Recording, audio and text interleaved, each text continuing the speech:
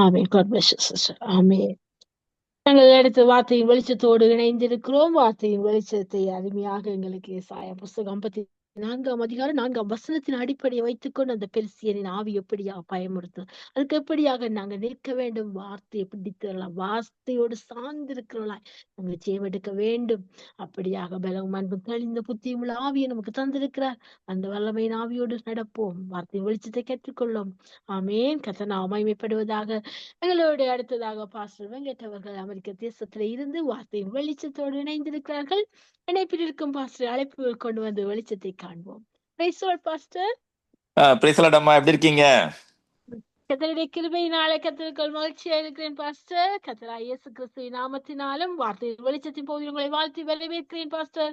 அடுத்து வாருங்கள், வெளிச்சத்தை காண ஆவலாயிருக்கின்றோம். நன்றி அம்மா. ஒரு சின்ன ஜெபத்தோட ஆரம்பிப்போம். இரக்கமும் கிருபையும் உள்ள பரமபிதாவே, அன்பின் தகப்பனே, இரக்கத்தில் ஐஸ்வர்யம் உள்ளவரே, உம்முடைய வார்த்தையை உம்முடைய பரிசுத்தாவின் மூலமாக எங்களுக்கு விளக்கிச் சொல்லும், வெளிப்பாட்டு ஞானத்தை தாரும், அதன்படி நடக்க எங்களுக்கு கிருபை செய்யும் ராஜா. அன்பு இயேசுவின் இன்ப நாமத்தில் ஜெபிக்கிறோம், ஜீவனுள்ள நல்ல பிதாவே, ஆமென். நம்ம இன்னைக்கு பார்க்க போறது ஆதியாகமம் 15:5-6. அதான் ஃபவுண்டேஷன் மூல வார்த்தைகளாக வச்சு நம்ம பார்க்க போறோம். இந்த செய்தியின் தலைப்பு எப்படின்னாக்க வேத தியானம் அப்படின்னு சொல்லலாம். அதை படிக்கிறேன். ஆதியாகமம் 15:5-3, பக்க எண் 15. ஆதியாகமம் 15ஆவது அதிகாரம் 5-6வது வசனம். அவர் அவனை வெளியே அழைத்து, யாரு? தேவன் ஆபிரகாமை வெளியே அழைத்து, நீ வானத்தை அண்ணாந்து பார், நட்சத்திரங்களை எண்ண உன்னாலே கூடுமானால் அவைகளை எண்ணு என்று சொல்லி, பின்பு அவரை நோக்கி, உன் சந்ததி இவ்வண்ணமாய் இருக்கும் என்றார். அவன் கர்த்தரை விசுவாசித்தான், அதை அவர் அவனுக்கு நீதியாக எண்ணினார். இப்ப பாத்தீங்கன்னாக்க ஏப்ரஹாமுக்கு வயது சென்றவன இருக்கிற இந்த ஆதியாகமத்துல உங்க கதை உங்களுக்கு தெரியும், நம்ம பைபிள் கதை. அவருக்கு வயது 90, சாராவுக்கு வயசாயிருச்சு 99. இயற்கைப்படி பார்க்க போனாக்க அவங்களுக்கு குழந்தை பாக்கியமே இனி இருக்காது. அவங்களுக்கு ஒரு வாரிசு உருவாக சந்தர்ப்பமே இல்லை. ஏன்னா 2 பேருக்கும் வயசாயிருச்சு. அதனாலதான் ஆபிரகாம் சொல்றாரு ஆண்டவர்கிட்ட, ஆண்டவரே நீர் என்ன ஆசீர்வதிச்சிரு, ஆனாக்க யார் எனக்கு பின்னாடி இந்த சொத்தெல்லாம் எடுத்துக்க போறா, எனக்கு வேலை செய்யற இந்த எலியேசர் தானே அப்படின்னு ஆண்டவர்கிட்ட அவர் முறையிடுறாரு. யாரு? ஆபிரகாம். உடனே ஆண்டவர் சொல்றாரு, தேவன் ஆபிரகாம் அழைத்து, நீ கூடாரத்தை விட்டு வெளியில வா, வெளியில அண்ணாந்து பாரு, எவ்வளவு நட்சத்திரங்கள் இருக்கோ அந்த அளவுக்கு நான் உன்னை ஆசீர்வதிக்க போறேன் அப்படிங்கிறாரு. இன்னொரு இடத்துல பாத்தீங்கன்னாக்க ஆதியாகமம் 22:17 பாத்தீங்கன்னாக்க அவர் சொல்லுவாரு, அப்போ ஆபிரகாம் ஆண்டவருக்கு கீழ்ப்படிஞ்சு அவரோட பிள்ளை ஈசாக்க பலி கொடுக்க போவாரு. அதை பார்த்துட்டு ஆபிரகாம் சொல்றாரு, இவர் ஆபிரகாம், நீ ஏகசுதன்னு பார்க்காம உன்னுடைய குமாரனாகிய ஈசாக்கை நீ பலியிட துணிந்ததினால் நான் உன்னை ஆசீர்வதிப்பேன், கடற்கரை மணலை போல உனக்கு பிள்ளைகள் உண்டாவாங்க அப்படின்னு சொல்றாரு. ஆதியாகமம் 22:17. இவ பாத்தீங்கன்னாக்க நம்ம வீட்டை விட்டு வெளியில போய் நல்ல ஒரு அழகான தெளிந்த இரவுல பாத்தீங்கன்னாக்க நீங்க கவுண்ட் பண்ண ஆரம்பிச்சீங்கன்னாக்க கிட்டத்தட்ட ஒரு 100 கிட்ட கவுண்ட் பண்ணலாம். யாரு? நட்சத்திரங்களை. விஞ்ஞானிகள் சொல்றாங்க 1200 நட்சத்திரங்கள் கிட்ட நம்ம கண்ணுக்கு தெரியுமா. எந்த விதமான தொலைநோக்கி கருவியும் இல்லாம, எந்த விதமான டெலஸ்கோப்பும் இல்லாம பாத்தீங்கன்னாக்க 1200 தெரியுமா. ஆனாக்க அவ்வளவுதான் ஆபிரகாமுக்கு என்ன முடியும். ஆண்டவர் எப்பவுமே நம் நினைப்பதற்கும் எண்ணுவதற்கும் மேலாக செய்ய வல்லவராக இருக்கிறார். எபேசியர் 3:20 போட்டிருக்கு. அதுபடி இப்ப ஆண்டவர் ஆபிரகாம அளவு கடந்து ஆசீர்வதிக்கிறாரு. எப்படி? அந்த கடற்கரை மணலை போலவும் விண்ணில இருக்கும் நட்சத்திரங்கள் போலவும் நான் உனக்கு கொடுக்க போறேன் பிள்ளைங்களை அப்படிங்கிறாரு. அது ஆபிரகாம் விசுவாசிக்கிறாரு. சரி, ஆண்டவர் சொன்னதை செய்ய வல்லவர் அப்படின்னு விசுவாசிக்கிறாரு. அந்த விசுவாசிச்சதுனால அவர் நீதிமானாக எண்ணப்பட்டார். இது நமக்கு பைபிள்ல தெரியும். இப்ப பார்க்க போனீங்கன்னாக்க ஏப்ரஹாமுக்கு இந்த மாதிரி ஒரு வாக்குத்தத்தத்தை ஆண்டவர் கொடுக்கிறாரு. அதை ஆபிரகாம் பிலீவ் பண்றாரு. சரி, நம்புறாரு. நம்பினது ஆண்டவர் நீ நீதிமான்கிறாரு. அதே மாதிரி புதிய ஏற்பாட்டுல நம்ம இயேசு கிறிஸ்து விசுவாசிக்கும் போது நம்ம நீதிமான ஆக்கப்பட்டோம்.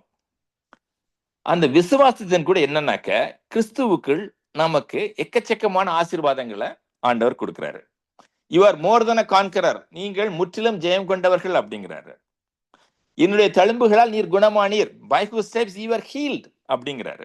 அப்ப நம்ம கேள்வி வருது, ஏன் நமக்கு அதெல்லாம் நடக்கல அப்படின்னு வருது. அதை பார்க்க போகும்போது எப்படின்னாக்க, ஏப்ரஹாம் சொல்றாருல, இந்த மாதிரி ஒரு பெரிய வாக்குத்தத்தத்தை கொடுக்கிறாரு. உனக்கு 90 வயசாச்சு, உன் மனைவிக்கு 99 வயசாச்சு, ஆனாக்க உனக்கு நான் எக்கச்சக்கத்துக்கு சந்ததிகளை கொடுக்க போறேன் அப்படிங்கிறாரு. அதை ஏப்ரஹாம் விசுவாசிக்கிறாரு. அது மட்டும் இல்லாம எப்படி விசுவாசிக்கிறது அப்படிங்கிறதுக்கு உதாரணம் காட்டுறாரு. இந்த மாதிரி வானத்தை பாரு, கையில இருக்க மண்ணை பாரு. நீங்க கையில இருக்க மண்ணை எடுத்து ஒரு கைப்பிடி மண்ணை எடுத்து எண்ணீங்கன்னா எண்ண முடியாது, அந்த அளவுக்கு இருக்கும். அதனால ஒரு அதை பத்தி சிந்திக்கிறதுக்கு தேவையான ஒரு உதாரணத்தை ஆண்டவர் தர்றாரு. இப்ப எப்படின்னாக்க, அந்த மாதிரி தான் நமக்கும் ஆண்டவர் எக்கச்சக்கமான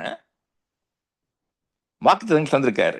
அந்த வாக்குத்தத்தங்கள் நிறைவேறனாக்க ஆண்டவர் சொன்ன மாதிரி அந்த வாக்குத்தத்தத்தை பத்தி நம்ம தியானிக்கணும். அதான் வேத தியானிப்பு.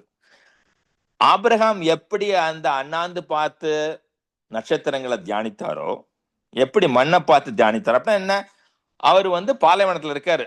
இப்ப பார்க்க போனீங்கன்னாக்க மிடில் ஈஸ்ட்ல முக்காவாசி, மேற்கு கிழக்கு நாடுகள்ல முக்காவாசி பாலைவனங்கள் தான். இந்த பாலைவனங்கள் இருக்கும் பொழுது ஏப்ரஹாமுக்கு தோணிட்டே இருக்கும், ஓ ஆண்டவர் நமக்கு மண்ணில் இருக்க அந்த மண் துளி, அந்த மாதிரி சாண்ட் மாதிரி பிள்ளைங்களை தரப்போறாரு.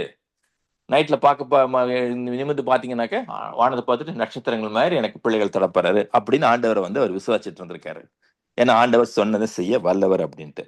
அந்த மாதிரி தான் நமக்கு இந்த வேத வாக்கியம். நமக்கு நம்ம அறிவுக்கு எட்டாத அளவுக்கு பெரிய பெரிய வாக்குத்தத்தங்கள் நமக்கு ஆண்டவர் கொடுத்திருக்காரு. அப்படி கொடுத்திருக்கும் பொழுது நம்ம அதை தியானம் செய்ய நமக்கு அது நம்முடைய வாழ்க்கையில் நிறைவேற ஆரம்பிக்கிறது. எப்படின்னாக்க, யோசுவா 1:8 பாத்தீங்கன்னாக்க, பக்க எண் 269 தமிழ் பைபிள்ல, யோசுவா 1வது அதிகாரம் 8வது வசனம், இந்த நியாயப்பிரமாண புஸ்தகம் உன் வாயை விட்டு பிரியாதிருப்பதாக, இதில் எழுதியிருக்கிறவர்களின்படி எல்லாம் நீ செய்ய கவனமாய் இருக்கும்படி இரவும் பகலும் அதை தியானித்துக் கொண்டிருப்பாயாக.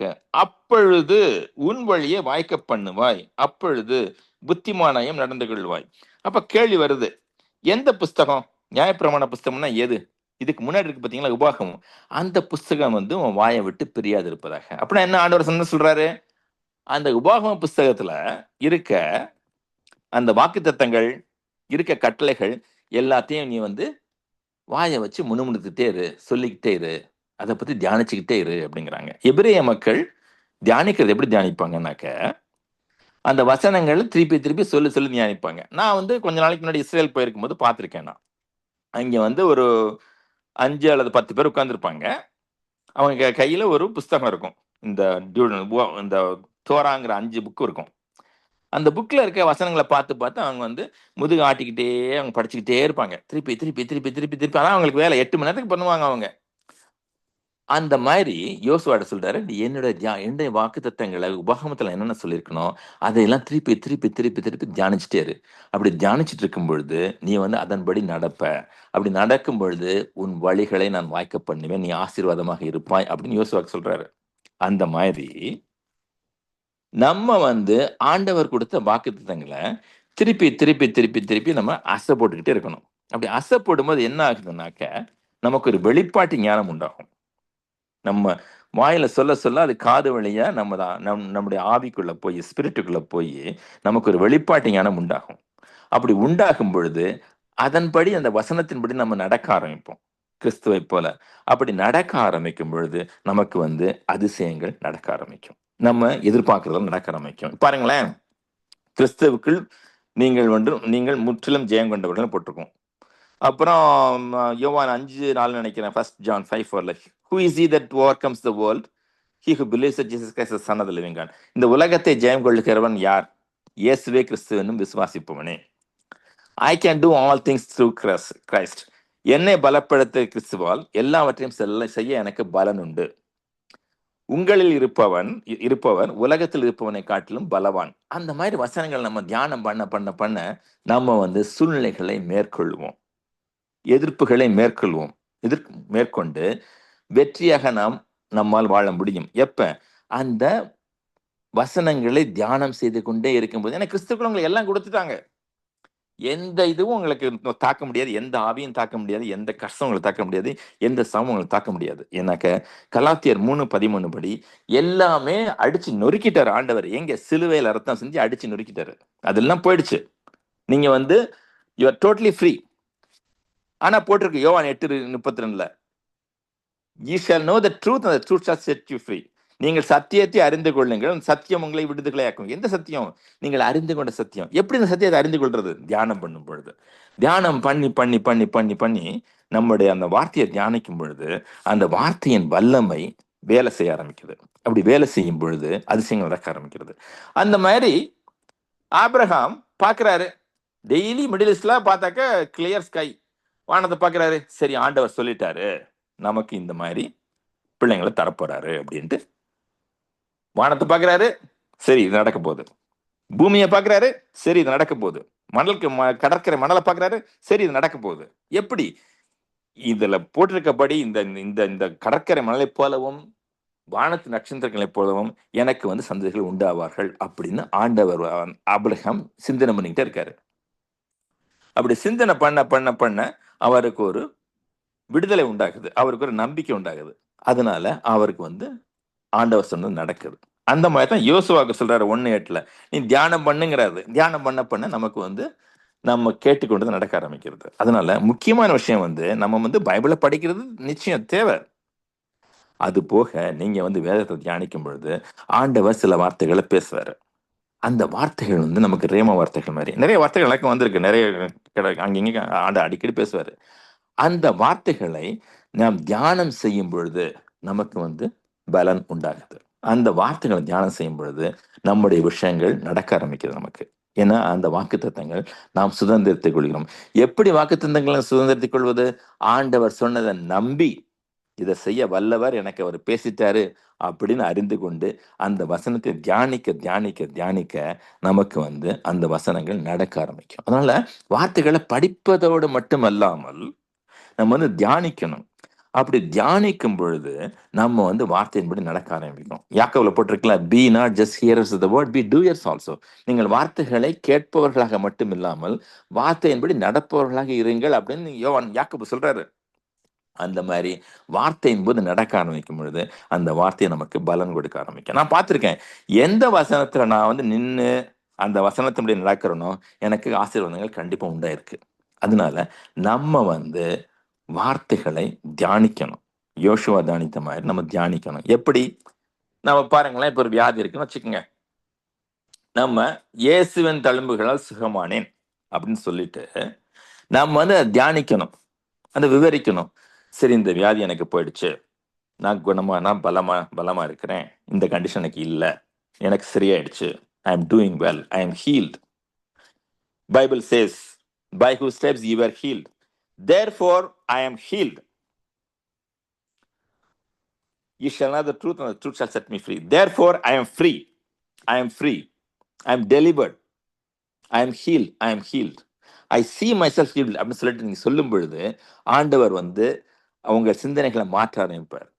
உங்களை நீங்களே வியாதியற்றவர்களாக பார்க்க ஆரம்பிப்பீர்கள். அப்படி ஆரம்பிக்கும் பொழுது அதிசயங்கள் நடக்க ஆரம்பிக்கும். இப்ப சமீபத்துல இங்க அமெரிக்கால ஹியூஸ்டன்ல லேக்வுட் சர்ச்னு ஒரு சர்ச் இருக்கு, பெரிய சர்ச், நல்ல சபை. அந்த சபையில டோடி ஆஸ்டின்னு ஒரு அம்மா இருந்தாங்க. அவங்க இப்பதான் போன வாரம் தான் செத்து போனாங்க. அவங்களுக்கு 41 வயசாகும் பொழுது அவங்களுக்கு லிவர் கேன்சர் வந்துருச்சு. லிவர் கேன்சர் வந்ததும் அவருடைய கணவனாகிய பாஸ்டர் ஜான் ஆஸ்டினும் நல்லா ஜெபம் பண்ணாங்க. நிறைய ஜெபம் பண்ணிட்டு அப்புறம் நிறைய ஹாஸ்பிட்டல்லாம் போனாங்க, நிறைய டாக்டர்ஸ்லாம் போனாங்க. டாக்டர் சொன்னாங்களா அவங்க கிட்டக்க, அம்மா நீங்க ஸ்டேஜ் 4 ஆயிடுச்சு, இனிமேல் ஒன்றும் பண்ண முடியாது, நீங்க ஜஸ்ட் வீட்டுக்கு போயிடுங்க, நீங்க எந்த விதமான கீமோதெரப்பி, எந்த விதமான கெமிக்கல், எந்த விதமான மருந்து எடுக்க வேண்டாம், வீட்டுக்கு போய் சும்மா ரிலாக்ஸ் பண்ணுங்க, ஜாலியா இருங்க, பிடிச்சதை சாப்பிடுங்க, உங்களுக்கு 3 மாசம் தான் வாழ முடியும், அதுக்கு மேலே வாழ முடியாது, ஸ்டேஜ் 4 ஆயிடுச்சு, எல்லா இடத்துக்கும் பரவிடுச்சு, உங்களால முடியாது அப்படின்ட்டாங்களாம். அந்த அம்மாவுக்கு ரொம்ப கஷ்டமாயிடுச்சான். 41 வயசு தான், சபை நல்லா வளர்ந்துட்டு இருக்கு, கணவனுக்கு உதவியா இருக்காங்க. அவங்க வந்து பண்ணும்பொழுது அவங்களுக்கு வந்து இந்த மாதிரி ஏன் நம்ம வந்து வார்த்தைகளை வந்து மருந்தாக உட்கொள்ளக்கூடாது? இப்ப நீதிமொழிகள் 4 போட்டிருக்குல்ல, the word is a medicine to all thy flesh. என்னுடைய வார்த்தைகள், தேவனுடைய வார்த்தைகள் உங்களுடைய சரீரம் அனைத்திற்கும் மருந்து அப்படின்னு போட்டிருக்கல. அதை ஏன் நம்ம தியானிக்க கூடாது அப்படின்னு சொல்லிட்டு மருந்து மாதிரி சுகமளிக்கும் வசனங்களை எடுத்து அவங்க வந்து காலை, மதியானம், நைட்டு 3 வேளை அந்த வசனத்தை உட்கொண்டாங்களாம். எப்படி உட்கொள்றது? வசனத்தை அறிக்கை செஞ்சாங்களாம். By who stripes you are healed, therefore I am healed. இயேசுவின் தழும்புகளால் நீர் குணமடைந்தீர்கள்னு போட்டிருக்கு. ஆகவே நான் இயேசுவின் தழும்புகளால் குணமடைந்தேன் அப்படின்னு நடந்து முடிஞ்ச மாதிரி சொல்லிக்கிட்டு டிக்ளேர் பண்ணிட்டே இருந்தாங்களாம். அந்த மாதிரி பண்ணிட்டு அவங்க வந்து இந்த குதிரையில போற மாதிரி, அப்புறம் அவங்களுக்கு கல்யாணம் ஆன போட்டோ, நல்ல வெக்கேஷன் போட்டோ, நல்ல போட்டோவெல்லாம் எடுத்து ஆக்டிவா இருக்க மாதிரி போட்டோ, சிம் பண்ற போட்டோ, அந்த மாதிரி போட்டோலாம் எடுத்து போட்டாங்களாம் வீடு முழுக்க. போட்டுட்டு அவங்களுக்கு எவ்வளவு அசதியா இருந்தாலும், எவ்வளவு வலியா இருந்தாலும் அவங்க வந்து வசனத்தை அறிக்கை பண்ணிக்கிட்டே இருந்தாங்களாம். அப்படி பண்ணிட்டு பார்க்கும்போது ஒரு 3 மாசம் போச்சு, அப்புறம் 6 மாசம் போச்சு, அப்புறம் போய் செக் பண்ணாங்களாம், கேன்சர் அவங்களுக்கு இல்ல. கிட்டத்தட்ட 41 வருஷம் வாழ்ந்துட்டு 92வது வயசுல இப்பதான் அவங்க மரிச்சாங்க. என்ன நடந்துச்சு அவங்களுக்கு? வசனங்கள் வேலை செய்ய ஆரம்பிச்சது. எப்ப? அங்க வசனங்களை திருப்ப திருப்ப அறிக்கையிடும் பொழுது. ஏன்னாக்க ஆண்டவர் வந்து உங்க தலைவலிக்காக, வைத்தவலிக்காக மறுபடியும் சிலுவையில மறிக்க போறது இல்ல. அவர் ஏற்கனவே மறிச்சிட்டாரு, சாபங்களை சுமந்து தீர்த்துட்டாரு. Everything is finished. எல்லாம் முடிஞ்சது. ஃபினிஷ்னா ஃபினிஷ் தான், எல்லாம் முடிஞ்சது.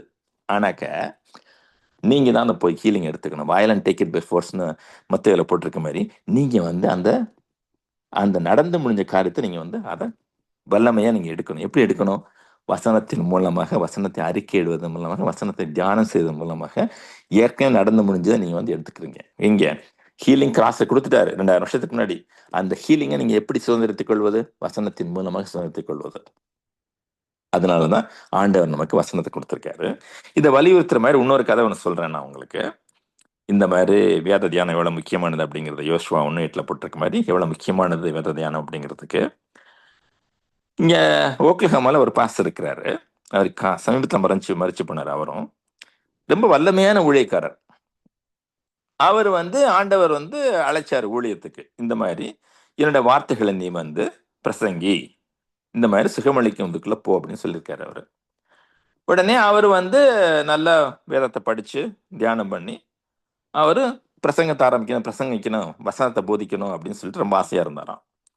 அப்ப அந்த ஊர்ல இருக்க சர்ச்சில் இருக்க ஒரு அம்மா, ஒரு பாஸ்டர் வந்து அவங்களை கூப்பிட்டு நீங்க மாதிரி பேசுங்க சபையிலன்னு சந்தர்ப்பம் கொடுத்தாங்களாம். முதல்ல அவர் பேச போறாரு. அவர் போய் நின்னாராம். அந்த சபையில இருக்க அங்கத்தினர்களை பார்த்தாராம். 5 பேர் தான் இருந்தாங்களா சபையில, 5 பேர் தான் உட்கார்ந்து இருந்தாங்களாம். அந்த 5 பேரும் அவருக்கு தெரியும். பல முறை அவங்களோட காஃபி சாப்பிட்டுருக்காரு. காஃபி சாப்பிடும்போது காஃபி குடிச்சிட்டே அவங்க வந்து பேசுவாங்க. இந்த ஊர்ல உட்காந்து, வெளில உட்காந்து காஃபி சாப்பிட்டுட்டேன். காஃபி சாப்பிட்டு அங்கே வசனத்தை பத்தி தர்க்கம் பண்ணி டேபிள்ல அடிச்சு சொல்லி வசனத்தை போதிச்சிருக்காரு அவங்களுக்கு அங்கே. ஆனா ஒரு அபிஷியல் கெப்பாசிட்டியில ஒரு சர்ச்சில் ஒரு மைக்கை பிடிச்சு அவர் பேச வரும்பொழுது அவருக்கு பேசவே தோணலையா. வாய் அப்படி ஸ்டக் ஆயிடுச்சான் அவருக்கு. உடனே அவருக்கு என்ன தோணுச்சுனாக்க, அவங்க அப்பா சொன்னாராம் கொஞ்ச நாளுக்கு முன்னாடி, நீ எதுக்கு உருப்பட மாட்டேன்னு சொல்லியிருக்காரு அவர் சின்ன வயசுல. அதான் அவருக்கு ஞாபகம் வந்துச்சான். அவரால் வந்து அதை மீறி பேச முடியல.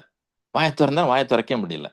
உடனே அவர் வந்து அந்த அம்மாட்ட கூப்பிட்டு சொல்லிட்டாரு, நீங்க பேசுங்க அப்படின்ட்டு. உடனே நம்ம சொன்னாங்களாம், இந்த மாதிரி இந்த திஸ் பிரதர் எங்கிட்ட சொல்லியிருந்தாரு, ஊழியத்துக்கு அழைக்கப்பட்டதாகவும் பிரசங்கம் பண்ண ஆண்டவர் அழைச்சுதான் சொன்னாரு, அதுக்காக தான் அவரை கூப்பிட்டேன், என்னை மன்னிங்கன்னு சொல்லிட்டு அந்த அம்மா வந்து செய்தியை கொடுத்தாங்களா அன்னைக்கு. அவருக்கு ரொம்ப வெக்கமா போயிருச்சான். அவர் வீட்டுக்கு போனாராம். தலையில தலைகாணில தலையை புதைச்சு அழுதுட்டு இருந்தாரா நைட்லாம். அப்ப ஆண்டவர் பேசினாரா, நீ ஏன் வந்து வேதத்தை தியானம் பண்ணக்கூடாது? நீ வந்து உன்னை பற்றியே நீ வந்து சரியா வந்து நல்ல நம்பிக்கை உனக்கு இல்லை. பாருங்களேன், என்னாகமத்துல போட்டிருக்கோம் ஒரு இடத்துல. அது வந்து என்னாகமம் 13:33 ஒரு இடத்துல போட்டிருக்கோம். இந்த மாதிரி இந்த யோசுவா காலேபும் போகும்போது அவங்களுக்கு நினைப்பாங்களாம், நாம் நம்முடைய எண்ணங்களில் ஒரு வெட்டுக்கிளிகளைப் போல இருக்கிறோம், ஆகவே மற்றவர்களும் எங்களை வெட்டுக்கிளிகளாக பார்த்தார்கள் இடத்துல இருக்கு. We saw ourselves as grasshoppers, so others saw us as grasshoppers. நாங்க எங்களை பத்தி தப்பா நினைச்சுக்கிட்டு இருந்தனால மற்றவங்களும் எங்களை பத்தி தப்பா நினைச்சாங்கன்னு வசனம் இருக்கு. அந்த மாதிரி இவரை பத்தியே வசனர் ஆண்டவர் இந்த வசனத்தை படி பார்த்தாக்க, நீ வந்து உன்னை பத்தியே சரியான நம்பிக்கை உனக்கு கிடையாது, நீ வந்து ஒரு பிரீச்சராக நீ வந்து உன்னை பார்க்கல, அதனால உன்னால பேச முடியல அப்படின்னு அவர் சொன்னாராம். உடனே அவர் வந்து பிலிப்பியன்ஸ் 4:13, 1 John 4:14 இருக்குல்ல, I can do all things through Christ who strengthens me, என்னை பலப்படுத்த கிறிஸ்துவால் எல்லாவற்றையும் செய்ய எனக்கு பலன் உண்டு. என்னில் இருப்பவர் உலகத்தில் இருப்பவனை விட மேலானவர், வல்லமையானவர் அப்படிங்கிற 2 வசனத்தை எடுத்து அவர் மறுபடியும் அறிக்கை செஞ்சு அவர் வந்து ஒரு சபைக்கு முன்னாடி நிற்கிறதாகவும் ஆயிரக்கணக்கான மக்களுக்கு பிரசங்கிப்பதாகவும் அவரை பற்றி அவர் திங்க் பண்ண ஆரம்பிச்சாராம். அந்த மாதிரி அறிக்கையிட ஒரு வருஷம் கழிச்சு அவர் வந்து அவர் ஊழியத்துக்கு நல்லா அவர் பிரசங்கம் பண்ணி அவரால் மக்கள் வார்த்தையால் போதிக்கப்பட்டு வார்த்தையால் கட்டப்பட்டு சுகமடைந்து அவங்க வந்து விடுதலையானாங்களாம். அதனால வேத தியானம் நம்முடைய வாழ்க்கையை மாற்ற வல்லமை உள்ளது. வேத தியானம் நம்மை குணப்படுத்த வல்லமை உள்ளது. அதனால வேதத்தை நம்ம வந்து லைட்டா எடுத்துக்காம சீரியஸா எடுத்துக்கிட்டு படிக்கிறதோடு மட்டும் இல்லாம நம்ம வந்து வேதத்தை தியானிக்கவும் செய்ய வேண்டும் அப்படின்னு சொல்லிட்டு முடிப்போம். இந்த ஒரு வசனத்தை திருப்பி படிச்சுட்டு, இந்த நியாயப்பிரமாண புஸ்தகம் உன் வாயை விட்டு பிரியாது இருப்பதாக, இதில் எழுதியிருக்கிறவைகளின்படி எல்லாம் நீ செய்ய கவனமாய் இருக்கும்படி இரவும் பகலும் அதை தியானித்துக் கொண்டிருப்பாயாக. அப்பொழுது நீ உன் வழியை வாய்க்க பண்ணுவாய், அப்பொழுது புத்திமானாய் நடந்து கொள்ளுவாய். ஆண்டவரே, உம்முடைய வசனத்தை படிக்க மட்டுமல்லாமல் உம்முடைய வசனத்தை நாங்கள் தியானிக்க, உங்கள் வசனத்திலிருந்து போஷாக்கை பெற, உம்முடைய வசனத்திலிருந்து வல்லமை பெற, உம்முடைய வசனத்தை தியானிக்க எங்களுக்கு கிருபை செய்யும். கேட்டுக்கொண்டிருக்கும் நேயர்கள் அனைவரையும் ஆசீர்வதியும். நாங்கள் அனைவரும் வேத தியானத்தில் நிலைத்திருக்க, வேதத்தை வல்லமையாக பயன்படுத்த எங்களுக்கு கிருபை செய்யும் ராஜா. I ask you, Father, to help us to meditate in your word. Help us to be skillful in the word of righteousness, so that we can lead a victorious life and be a blessing to many, Father. In the name of Jesus Christ, Son of the living God, we pray. Amen. Amen. Thank you, Pastor.